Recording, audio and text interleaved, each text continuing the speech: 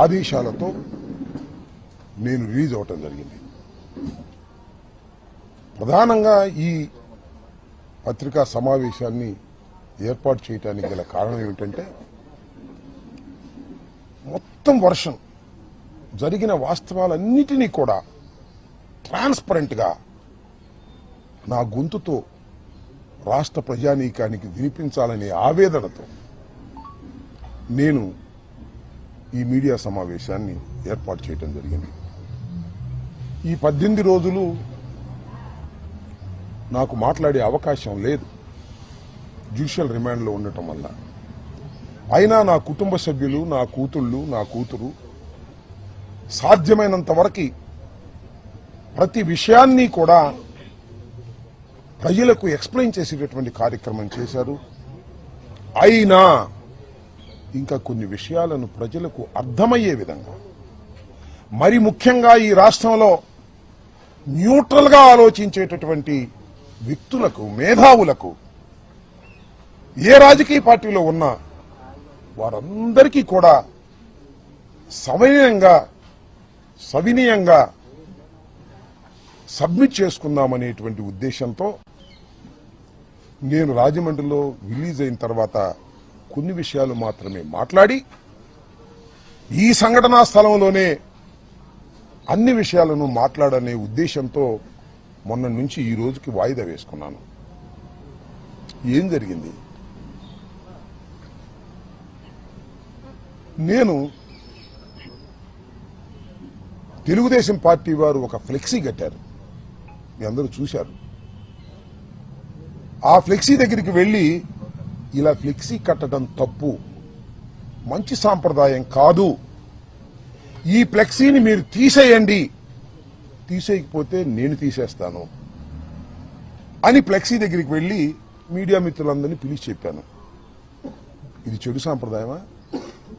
అప్పుడు ఎవరు లేరు. నేను చించేస్తే అడిగేవాడు లేడు. చించటం మంచి సాంప్రదాయం కాదు, రెచ్చగొట్టడం మంచి సాంప్రదాయం కాదు, ఇలా మా మీద మీరు ఫ్లెక్సీలు కట్టడం తప్పు, మీ గొప్పతనాన్ని గురించి కట్టుకోండి, చంద్రబాబు గొప్పవాడని కట్టుకోండి, జగన్మోహన్ రెడ్డి గారిని దూషిస్తూ, సుబ్బారెడ్డి గారిని దూషిస్తూ, కరుణాకర్ రెడ్డి గారిని దూషిస్తూ మీరు కట్టకండి తప్పు అని చెప్పాలని ఆవేదనతో నేను వెళ్ళానే. వెళ్ళి చించేయలేదే, చెప్పాను, వచ్చేశాను. ఇది జరిగినటువంటి అంశం. నెక్స్ట్ రోజు రాష్ట్ర వ్యాపితంగా పిలుపునిచ్చింది వైఎస్ఆర్ కాంగ్రెస్ పార్టీ. ఇలా తప్పుడు ప్రచారం చేస్తున్నారు, ఫ్లెక్సీలు కడుతున్నారు, దీని మీద గుళ్లల్లో పూజ చేసి, ఎందుకంటే లడ్డూకు సంబంధించినటువంటి అంశం అది, పవిత్రమైన లడ్డూకు సంబంధించిన అంశం అది. వెళ్లి గుళ్లల్లో పూజ చేసి చంద్రబాబు నాయుడు గారి విధానం గాని, ఆలోచన గాని మార్చమని భగవంతుని ప్రార్థించమని మాకు పిలుపు వచ్చింది. ఆ దగ్గరలో ఉన్న వెంకటేశ్వర స్వామి గుడికి వెళ్ళాను, పర్మిషన్ తీసుకుని వెళ్ళాను, పూజలు చేశాం. అప్పుడు నల్లపాడు పోలీస్ సిఐ నాకు ఫోన్ చేశాడు, వంశీ, ఎస్పీ గారు అడగమన్నారండి, మీరు ఆ ఫ్లెక్సీని చింపడానికి వెళ్తున్నారా లేక పూజకు వెళ్తున్నారా అని. ఎందుకు చింపుతామయ్యా, పూజకి వెళ్తున్నాము అంతే తప్ప చింపే ప్రశ్న ఉద్భవించదు అని చెప్పా. పూజ చేసి వస్తుంటే ఏం జరిగిందో మీరు అందరూ చూశారు. కర్రలు, రాడ్లు తీసుకుని నా కారు మీదకి వచ్చారు, నా కారును కొట్టే ప్రయత్నం చేశారు, తిట్టారు, బూతులు, భయంకరమైన బూతులు మీరు చూశారు. ఒక మహిళ ఎలా తిట్టిందో ఆమె సంగతి కూడా తర్వాత చెప్తా. నేను అందరూ ఫిల్దీ లాంగ్వేజ్ ఇష్టం వచ్చినట్టుగా ఎమ్మ ఎక్క తిడుతుంటే ఆవేశం వచ్చింది. స్పర్ ఆఫ్ ది మూమెంట్ బయటకు వచ్చి నేను కూడా బూతులు మాట్లాడాను. It is a purely reaction. నా ఉద్దేశం అది కాదు, ఇట్ ఇస్ ఎ రియాక్షన్.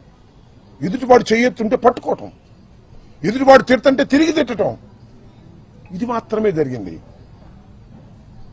ఏం జరిగిందని తర్వాత వాళ్ళు తిట్టారు, నా కారు మీద కొట్టారు, నేను తిరిగి తిట్టాను, ఇంటికి వచ్చేసాను.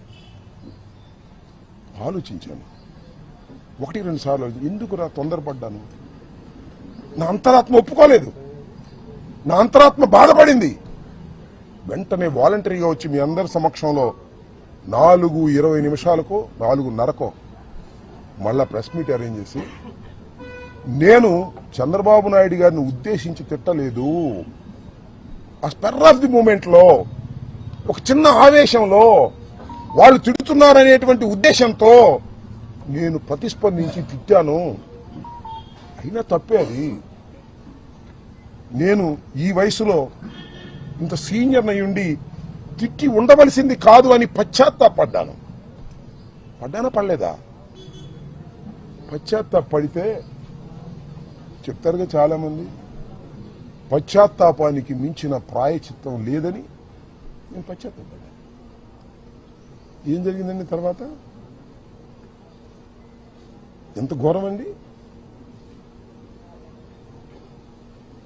నా ఇంటి మీదకి వచ్చారండి. ఎంతమంది వచ్చారండి? ఎంతసేపు ఉన్నారండి? 5ంటికి వచ్చారు. ఇది 4:20కి నా సమావేశం జరిగితే మీరందరూ ఉన్నారు, మీడియా అంతా ఉంది, ఎవ్వరు వెళ్ళలేదు. 5ంటికి వచ్చారు. ఎప్పుడు దాకా ఉన్నారండి? రాత్రి 12 దాటేంతవరకే ఉన్నారు. ఇక్కడే బ్యాచ్లుగా వస్తున్నారు. పెదకూరపాడు వాళ్ళు వస్తారు, వినుకొండ వాళ్ళు వస్తారు, సత్తెనపల్లి వాళ్ళు వస్తారు, భాష్యం స్టూడెంట్స్ వస్తారు, విధ్వంసం చేస్తారు. గదిలో ఉన్నాను. 10-20 నిమిషాలకు తీసుకెళ్లారు. నా ఇంటి మీద నా పిల్లలు ఉన్నారు, నా మనవాళ్ళు ఉన్నారు. తరిమారు, పగలగొట్టారు. పోలీసులు లేరా? అందరు పోలీసులు ఉన్నారుగా. ఆపే ప్రయత్నం చేశారా? 1 గంట కాదు, 2 గంటలు కాదు. ఇంతకుముందు కూడా దాడులు చూశాం. వస్తారు, స్పరావతి కొట్టప్పుడు కొడతారు, పారిపోతారు. అలా కాదు ఇది. అలా కానే కాదు ఇది. 7 గంటల సేపు ఖరారా నృత్యం చేశారు ఇక్కడ.